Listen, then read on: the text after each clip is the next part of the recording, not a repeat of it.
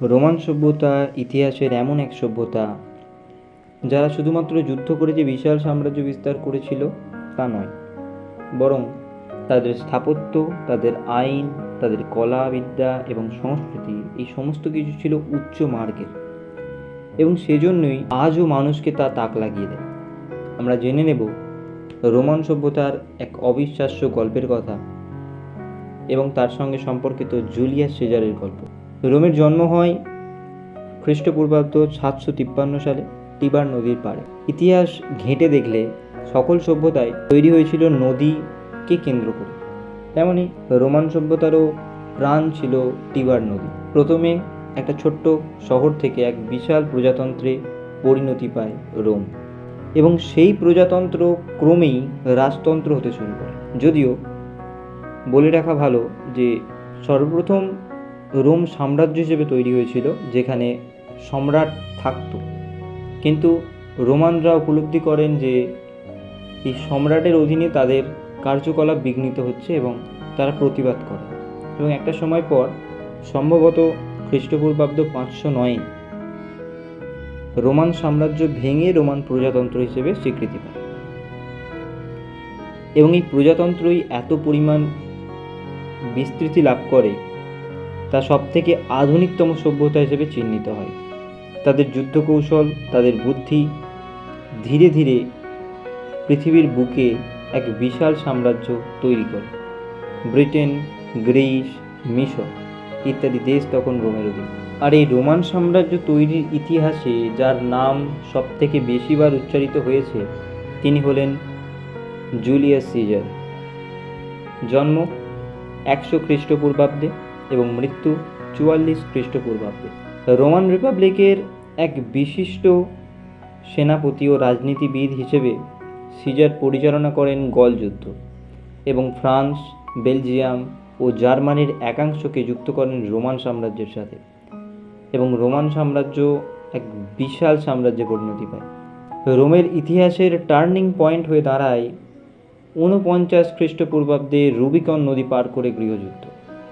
এবার জেনে নেওয়া যাক জুলিয়াস সিজারের কিছু কথা। যুবক অবস্থায় সিজারকে সিসিলি উপকূলের জলদস্যুরা অপহরণ করেন এবং মুক্তিপণ চান।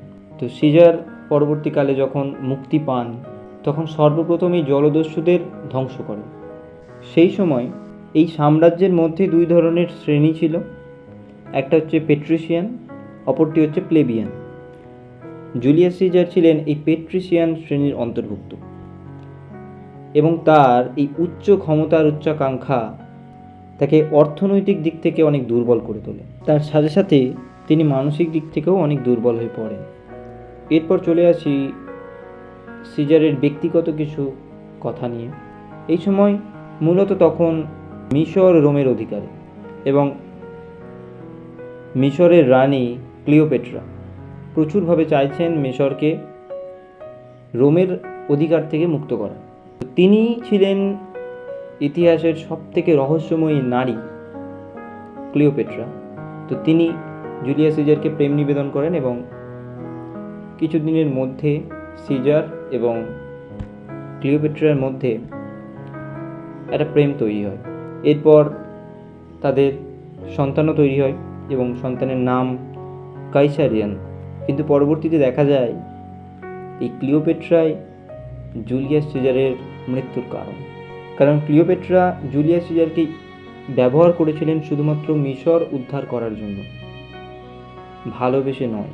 এবং তিনি এমন পরিস্থিতি ডেকে আনেন যেখানে মার্কাস জুনিয়াস ব্রুটাস, কাসিয়াস, ডেসিমাস এই ধরনের ব্যক্তিত্বকে, যারা একসময় সিজারের সবথেকে কাছের মানুষ ছিলেন, তাদেরকেই সিজারের বিরোধী করতেন। এবং ইতিহাস সাক্ষী হয়ে থাকে এমন একটা দিনের, যেদিন প্রায় 60 জন ষড়যন্ত্রকারী সিজারকে ঘিরে ধরেন এবং একের পর এক ছুরির আঘাত করতে থাকেন।